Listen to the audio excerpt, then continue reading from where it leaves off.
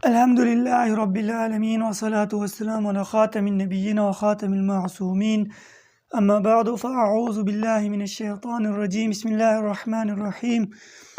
محترم سامعین کرام، اس سے پہلے ویڈیو میں 10 احادیث مبارکہ حضور پرنور آقائے نامدار حبیب مختار سید الابرار سید البشر افضل البشر خاتم النبیین و خاتم المعصومین محمد عربی صلی اللہ علیہ وسلم کے علم غیب، علم مصطفیٰ صلی اللہ علیہ وسلم پر پیش کیے تھے۔ اس ویڈیو میں بھی ہم 4 احادیث حضور پرنور محمد عربی صلی اللہ تعالی علیہ وآلہ وسلم کے علم مبارک پر پیش کریں گے۔ اس کو خود بھی سماعت کریں، اپنے دوستوں کے ساتھ بھی شیئر کریں، اپنے بچوں کو بھی یہ علم غیب کی پلے لسٹ بار بار سنائے۔ اس سے کیا ملتا ہے، اس کا فائدہ کیا ہوگا؟ اس سے آپ کے بچوں میں بچپن ہی سے آقائے نامدار صلی اللہ علیہ وسلم کی محبت پیدا ہوگی۔ اور ایک روایت میں ہے، یہ اس موضوع سے الگ ایک روایت پیش کر رہا ہوں، نبی کریم صلی اللہ علیہ وسلم کا فرمان ہے کہ اپنے اولاد کو 3 چیزیں سکھاؤ۔ اپنے نبی کی محبت سکھاؤ، میرے اہل بیت کی محبت سکھاؤ، اور قرآن کریم کی تلاوت سکھاؤ۔ تو جب آپ وہ اس اپنے بچوں کو سنائیں گے، حضور نبی کریم صلی اللہ علیہ وسلم کی شان اس سے ظاہر ہوتی ہے۔ حضور صلی اللہ علیہ وسلم کا علم مبارک، اگر دنیا میں اگر کوئی کسی سے محبت کرتے ہیں تو ان میں کئی وجوہات ہیں۔ ان میں ایک وجہ یہ بھی ہوتی ہے کہ فلانا شخص ان کے پاس بہترین علم ہے، تو علم کی وجہ سے لوگ علماء سے بھی محبت کرتے ہیں، صلحاء سے بھی محبت کرتے ہیں، مشائخ سے بھی محبت کرتے ہیں۔ اگر بچہ ہو اور اس کے ساتھ بھی بہترین علم ہو تو اس بچے سے بھی لوگ محبت کرتے ہیں علم کی وجہ سے۔ یہ علم بہت قیمتی چیز ہے، تو ان وائسوں کو خود بھی سماعت کرے بار بار، اور اپنے بچوں، دوستوں، اپنے رشتہ داروں سب کے ساتھ شیئر کرے۔ اس کا آپ کو دینی اور دنیاوی ہر لحاظ سے فائدہ ہوگا، کیونکہ اس میں بہت بہترین نکات بھی انشاءاللہ پیش کریں گے۔ تو آتے ہیں اپنے موضوع کی طرف۔ محترم سامعین کرام، 11 نمبر روایت، یہ بہت لمبی روایت ہے، اس وجہ سے بخاری شریف کی روایت ہے، صرف ترجمہ آپ کے سامنے پیش کرتا ہوں، کیونکہ پھر وائس 30 منٹ سے بھی زیادہ ہو جائے گی، تو پھر آپ لوگوں کے لیے سننا دشوار ہوگا۔ اس لیے عربی کے الفاظ چھوڑ رہا ہوں، صرف درمیان میں کچھ الفاظ عربی میں پڑھوں گا، تو سماعت کریں۔ بسم اللہ الرحمن الرحیم۔ حضرت ابو ہریرہ رضی اللہ تعالیٰ عنہ سے روایت ہے کہ مجھے رسول کریم صلی اللہ علیہ وسلم نے رمضان شریف میں جمع ہونے والے مال زکوٰۃ پر نگران مقرر کیا۔ بس آنے والا آیا اور اس نے اناج سمیٹنا شروع کیا۔ میں نے اسے پکڑ لیا اور کہا کہ اللہ کی قسم، تجھے رسول کریم صلی اللہ علیہ وآلہ وسلم کے پاس لے کر جاؤں گا۔ اس نے کہا، مجھے چھوڑ دو، بے شک میں محتاج ہوں، عیالدار ہوں اور مجھے سخت حاجت ہے۔ آپ کہتے ہیں میں نے اسے چھوڑ دیا۔ پس صبح کو میں حاضر ہوا، آقائے نامدار صلی اللہ علیہ وسلم نے فرمایا،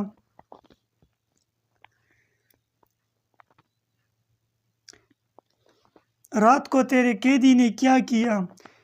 میں نے کہا، اللہ کے رسول صلی اللہ علیہ وسلم، اس نے سخت حاجت کا ذکر کیا اور صاحب عیال ہونے کا، بس مجھے اس پر رحم آ گیا، میں نے اس کا راستہ چھوڑ دیا۔ تو نبی کریم صلی اللہ علیہ وسلم نے کیا فرمایا؟ قال اما انه قد كذبك وسيعود، فعرفت انه سيعود لقول رسول اللہ صلی اللہ علیہ وسلم۔ حضرت ابو ہریرہ نے فرمایا کہ رسول کریم صلی اللہ علیہ وسلم نے مجھے فرمایا، خبردار، بے شک اس نے تجھ سے جھوٹ بولا ہے اور وہ پھر آئے گا۔ فرمان سرکار دو عالم صلی اللہ علیہ وسلم کے پیش نظر مجھ پر یقین ہو گیا کہ وہ پھر آئے گا۔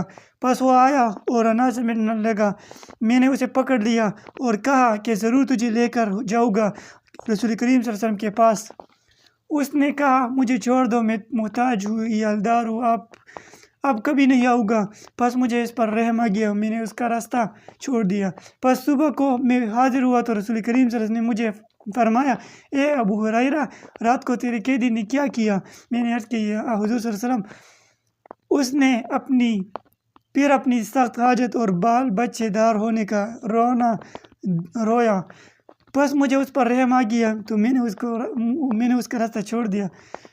قال رسول کریم صلی اللہ علیہ وسلم نے پھر فرمایا، قال اما انه قد كذبك وسيعود نبی کریم صلی اللہ علیہ وسلم نے فرمایا، خبردار، بے شک اس نے تجھ سے جھوٹ بولا ہے اور وہ پھر آئے گا۔ بس میں نے اس کا تیسرے بار انتظار کیا، وہ آیا اور غلہ سمیٹنے لگا۔ میں نے اسے پکڑ لیا اور کہا، ضرور تجھے لے جاؤں گا رسول کریم صلی اللہ علیہ وسلم کے پاس، اور 3 دفعہ کا آخری موقع ہے۔ تو کہتا ہے کہ پھر نہیں آئے گا، پھر آ جاتا ہے۔ اس نے کہا، مجھے چھوڑ دو، میں تجھے ایسے کلمات سکھاتا ہوں جن کی وجہ سے اللہ تجھے نفع دے گا۔ میں نے کہا، وہ کیا ہے؟ اس نے کہا، جب شب کو بستر پر آؤ تو آیت الکرسی شروع سے آخر تک پڑھ لیا کرو، بس اس وجہ سے اللہ کی طرف سے صبح تک تیرے ساتھ ایک نگران مقرر ہو جائے گا اور شیطان تیرے قریب نہ آ سکے گا۔ بس میں نے اس کا راستہ چھوڑ دیا۔ صبح کو میں حاضر ہوا تو رسول کریم صلی اللہ علیہ وسلم نے مجھے فرمایا کہ ابو ہریرہ، رات کو تیرے قیدی نے کیا کیا؟ فقلت یا رسول اللہ صلی اللہ علیہ وسلم، زعم انه يعلمني کلمات ينفعني اللہ بها۔ میں نے کہا، یا رسول اللہ صلی اللہ علیہ وسلم، اس نے کہا کہ وہ مجھے ایسی کلمات سکھا دیتا ہے کہ جن کی بدولت اللہ مجھے نفع دے گا۔ آپ صلی اللہ علیہ وسلم نے فرمایا، وہ کلمات کیا ہے؟ ابو ہریرہ رضی اللہ تعالیٰ نے کہا کہ اس نے مجھے کہا کہ جب تم بستر پر آؤ تو شروع سے آخر تک آیت الکرسی پڑھ لیا کرو، اور اس نے مجھے کہا کہ اللہ کی طرف سے ایک نگران تیرے ساتھ رہے گا اور صبح تک تیرے نزدیک شیطان نہیں آ سکے گا۔ اور صحابہ کرام رضی اللہ تعالیٰ عنہم نیکی پر بڑے حدیث تھے۔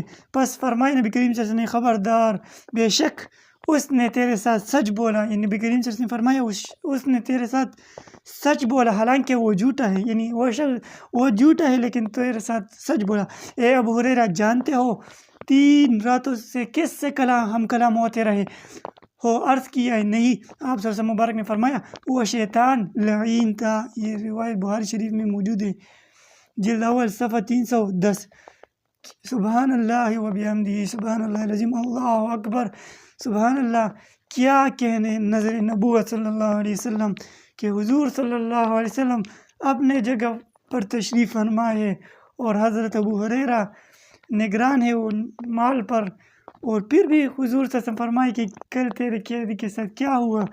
حضور صلی اللہ علیہ وسلم کا علم مبارک دیکھیے، اور یہ بھی دیکھیے کہ وہ پھر آئے گا، اور یہ 1 دفعہ نہیں بلکہ 3 دفعہ فرمائے کہ وہ پھر آئے گا۔ یہ حضور نبی کریم صلی اللہ علیہ وسلم کا علم مبارک ہے۔ اور شیطان کتنا ہی لعنتی ہے، کتنا رجیم، مردود، خبیث ہے، لیکن جب تیسری مرتبہ پکڑا گیا تو اس نے حضرت ابو ہریرہ رضی اللہ تعالیٰ عنہ کو سورہ آیت الکرسی پڑھنے کی، یعنی جب شام کو بستر پر جاؤ تو یہ آیت الکرسی پڑھ لیا کرو۔ تو یہ بات سچ بتائی، حضور نے تصدیق فرمائی کہ وہ تو جھوٹا ہے، لیکن تم سے جو بات کی، یعنی تمہیں جو وظیفہ بتایا وہ صحیح ہے۔ تو اس سے کیا ثابت ہوا؟ یہ بھی ثابت ہوا کہ کبھی کبھی منافق، خبیث شخص بھی سچ بولتے ہیں کسی کو گمراہ کرنے کے لیے، اپنی جان بچانے کے لیے، اور اس سے حضور نبی کریم صلی اللہ علیہ وسلم کے بے مثال نظر مبارک بھی کیا حضور صلی اللہ علیہ وسلم کی مبارک نظریں تھی کہ اپنے جگہ پر ہو کر شیطان کو ملاحظہ کر رہے اور یہ بھی بتا رہے کہ وہ پھر آئے گا۔ یہ بھی حضور نبی کریم صلی اللہ علیہ وسلم کا کتنا پیارا علم مبارک ہے۔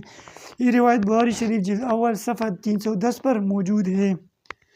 اگلی روایت حدیث نمبر 12، عن عائشہ ان بعد ازواج النبی صلی اللہ علیہ وسلم قلنا للنبی صلی اللہ علیہ وسلم اینا اسرع بک لحوقا قال اطولکن یدا۔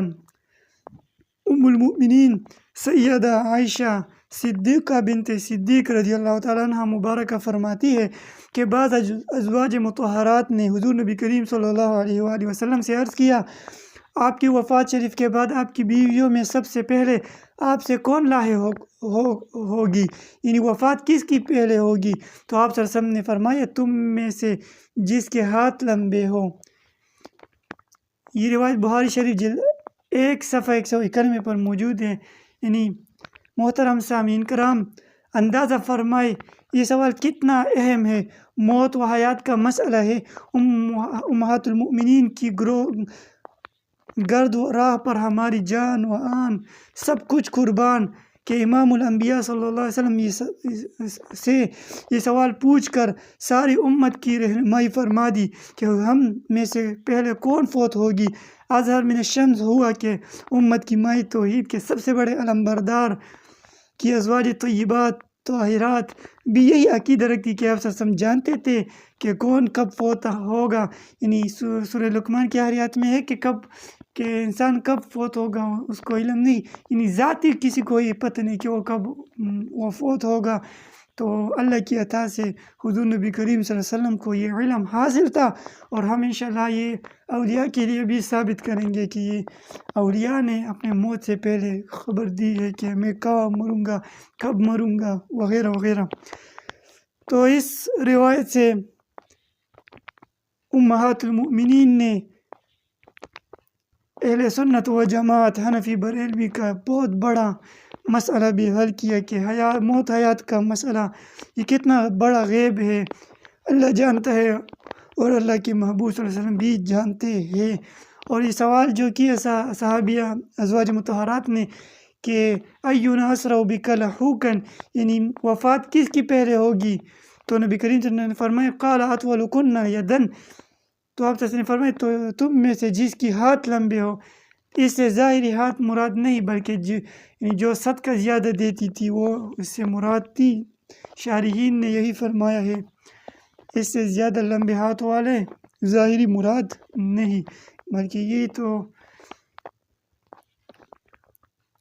اس سے ہمارے لیے بہت بڑا مسئلہ حل ہوا کہ اللہ کے رسول صلی اللہ علیہ وسلم یہ جانتے ہیں کہ کون کب مرے گا، اور حضور صلی اللہ علیہ وسلم کا علم مبارک وہ کتنا بد نصیب ہے جو نام نہاد توحید کا دعویٰ کرتا ہے، جو یہ عقیدہ رکھے کہ حضور نبی کریم صلی اللہ علیہ وسلم کے لیے غیب ماننا شرک ہے۔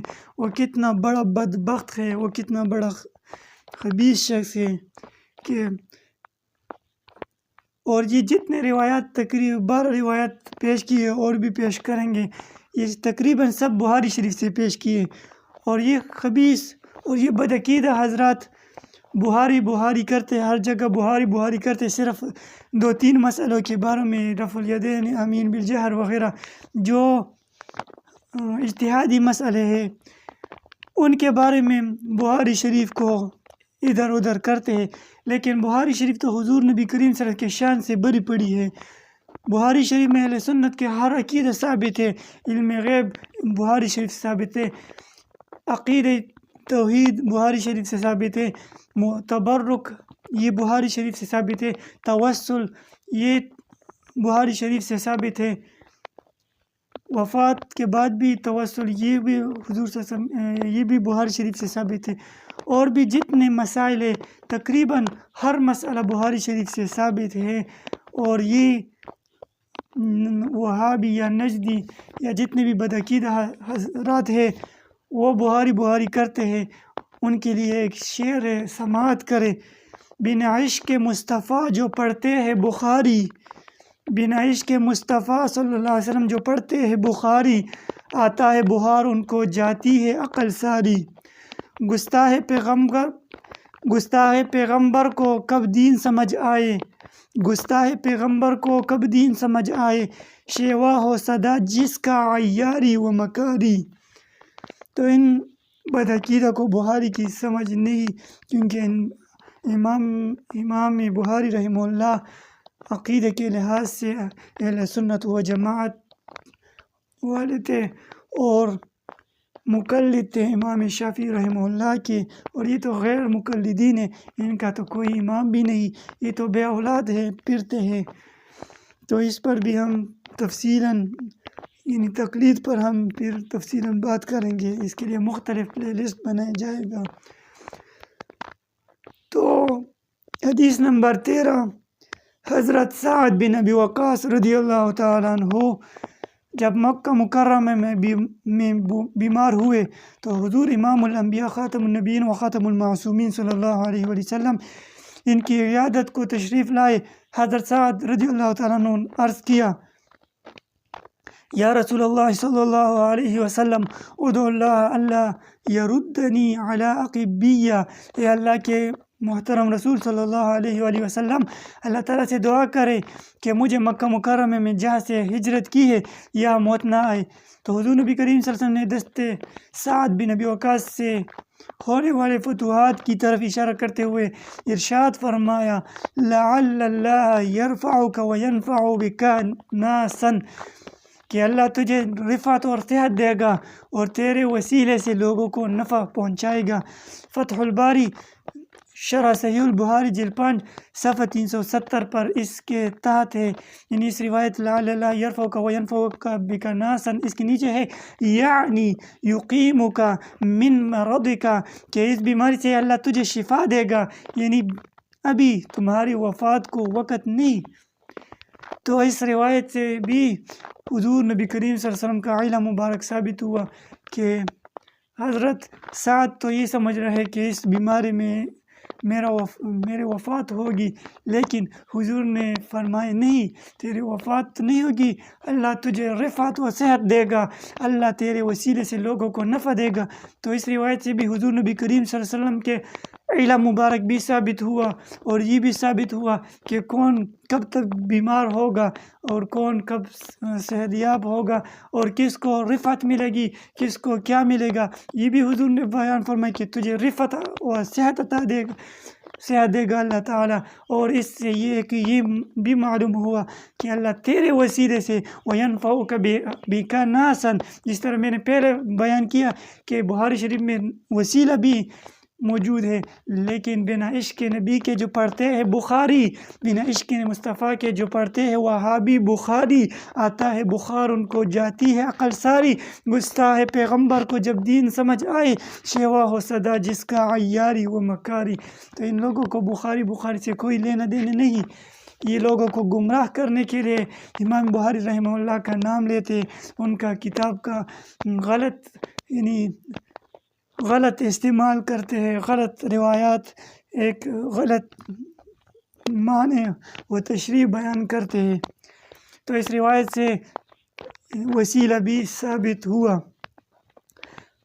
حدیث نمبر 14، عن انس رضی اللہ تعالی عنہ ان النبی صلی اللہ علیہ وسلم نعا زید وجعفر وابن رواحة للناس قبل ان يأتيهم خبرهم فقال اخذ الراية زيد فأصيب ثم اخذ جعفر فأصيب ثم اخذ ابن رواحة فأصيب وعيناه تزرفان حتى اخذ الراية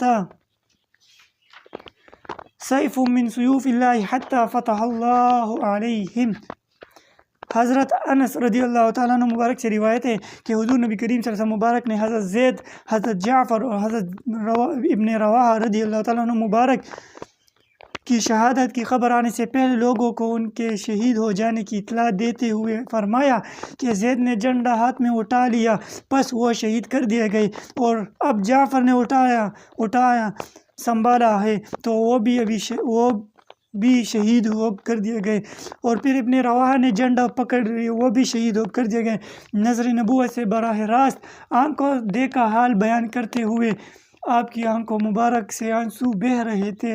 حضور مبارک صلی اللہ علیہ وسلم کے بہترین مبارک پرنور آنکھوں مبارک سے آنسو بہہ رہی تھی۔ آپ صلی اللہ علیہ وسلم مبارک نے فرمایا کہ اب جھنڈا اللہ تعالیٰ کی تلوار، یعنی سیف من سیوف اللہ تعالیٰ کی تلواروں، یعنی اللہ کی تلوار، یعنی خالد بن ولید رضی اللہ تعالیٰ عنہ مبارک نے پکڑا ہے، اور اللہ نے مسلمانوں کو فتح دی ہے۔ یہ روایت بخاری شریف جلد 2 صفحہ 611 اور مشکات شریف حدیث نمبر صفحہ 33 پر موجود ہے۔ محترم سامعین کرام، آپ غور فرمائے کہ سچے دین کی خاطر آپ کے بھیجے ہوئے مجاہدین صحابہ کرام علیہم الرضوان موتا کی سرزمین پر لڑ رہے ہیں، مدینہ سے بہت دور ہے، اور حضور اپنے آنکھوں مبارک سے دیکھ رہے ہیں۔ آپ حضور مبارک صلی اللہ علیہ وسلم ملاحظہ فرما بھی رہے ہیں اور صحابہ سے فرما بھی رہے ہیں، اور حضور نبی کریم صلی اللہ علیہ وسلم کس طرح آنکھ کو دیکھا حال براہ راست بیان فرما رہے۔ حضور نبی کریم صلی اللہ علیہ وسلم کی بے مثال آنکھوں سے آنسو بہہ رہی تھی۔ وہ لوگ جن کے روبرو آپ صلی اللہ علیہ وسلم اتنی عظیم الشان شہادت و شجاعت کی غیبی خبریں دے رہے ہیں، یا جن کے حالات کو آپ سینکڑوں میلوں سے ملاحظہ فرما رہے، براہ راست بیان فرمائے، تو جن خبیثوں نے، جن بدعقیدہ نے، امام الوہابیہ و امام الخوارج نے، اسماعیل قتیل نے، اسماعیل دہلوی نے تقویۃ الایمان میں جو لکھا ہے، جو بدبخت نے ایک عبارت لکھی کہ رسول کو کیا خبر ہے، تو یہ کیا خبر ہے جو ہم نے 14 روایات پیش کی اور بھی انشاءاللہ پیش کریں گے، تو ان سے حضور نبی کریم صلی اللہ علیہ وسلم کا کتنا بے مثال علم ثابت ہوتا ہے۔ اور یہ خبیث تقویۃ الایمان کے مصنف اسماعیل قتیل نے کتنے گستاخی ہے۔ اس کتاب کا اصل نام تقویۃ الایمان ہے، یعنی ایمان کو تقویت دینے والی، لیکن حقیقت اس کے برخلاف ہے۔ یہ اصل میں تقویۃ الایمان ہے، ایمان کو فوت کرنے والی۔ جو ان کتابوں کو پڑھے گا، حفظ الایمان، تقویۃ الایمان، تحذیر الناس، براہین قاطعہ، تو ان کا ایمان ضائع ہوگا اگر اس پر ایمان رکھے گا، اس میں جو لکھا ہے، جس طرح ان خبیث نے یہ لکھا ہے۔ تو ان لوگوں کے لیے ایک شاعر نے کیا خوبصورت صاحب درد نے کیا فرمایا ہے۔ اس شعر پر اپنا اس موضوع کو، اس ویڈیو کو ختم کر رہا ہوں کہ بندہ مٹ جائے نہ آقا پہ وہ بندہ کیا ہے، بندہ مٹ جائے نہ آقا پہ وہ بندہ کیا ہے، بے خبر ہو جو غلاموں سے وہ مولا کیا ہے، امتی ہو کہ نبی کا جو علم مانے نا، یعنی اسماعیل قتیل، اشرف علی تھانوی، قاسم نانوتوی، دیابنا اور وہابیہ، امتی ہو کہ نبی کا جو علم مانے نا، ایسے بدبخت کا ایمان سے رشتہ کیا ہے، ایسے بدبختوں کا ایمان سے رشتہ کیا ہے۔ اللہ تعالی ہمیں ان بدعقیدہ سے حفاظت فرمائے۔ اللہ جل جلالہ ہمیں اسی عقیدہ علم غیب حضور نبی کریم صلی اللہ علیہ وسلم کا علم مبارک آخری دم تک بیان کرنے کی توفیق عطا فرمائے، اور ان خبیث و ان بدعقیدہ جنہوں نے میرے نبی صلی اللہ علیہ وسلم کی شان میں کتنی بڑی بڑی گستاخیاں کی ہے، اور اگر ہم ان کو خبیث کہیں تو کہ کچھ لوگوں کے دلوں میں درد ہوتا ہے، تو ان کو بھی اپنی ایمان کی فکر کرنی چاہیے۔ ہم تو حضور کی محبت میں ان خبیثوں کو خبیث کہتے ہیں، اور قرآن میں بھی ہے وَمَا كَانَ اللَّهُ لِيُطْلِعَكُمْ عَلَى الْغَيْبِ وَلَكِنَّ اللَّهَ يَجْتَبِي مِن رُّسُلِهِ مَن يَشَاءُ۔ اس آیت کے اوپر ہے مَا كَانَ اللَّهُ لِيَذَرَ الْمُؤْمِنِينَ عَلَى مَا أَنْتُمْ عَلَيْهِ حَتَّى يَمِيزَ الْخَبِيثَ مِنَ الطَّيِّبِ، یعنی جو حضور صلی اللہ علیہ وسلم کے علم کو نہ مانے ان کو رب نے بھی خبیث کہا ہے۔ یعنی یہ آیت بھی منافقوں کے بارے میں نازل، اس پر ہم بعد میں بات کریں گے انشاءاللہ۔ تو حضور صلی اللہ علیہ وسلم کا علم جو نہ مانے وہ حقیقت میں حبیث ہے، قرآن نے ان کو حبیث کہا۔ اگر ہم کہیں تو ہم تو یہ سنت الہی پر عمل کر رہے ہیں، اور جو لوگ اس کو برا جانیں ان کو اپنی ایمان کی فکر کرنی چاہیے۔ ہمارے ایمان اللہ جل جلالہ سلامت رکھے، اور اسی پر یعنی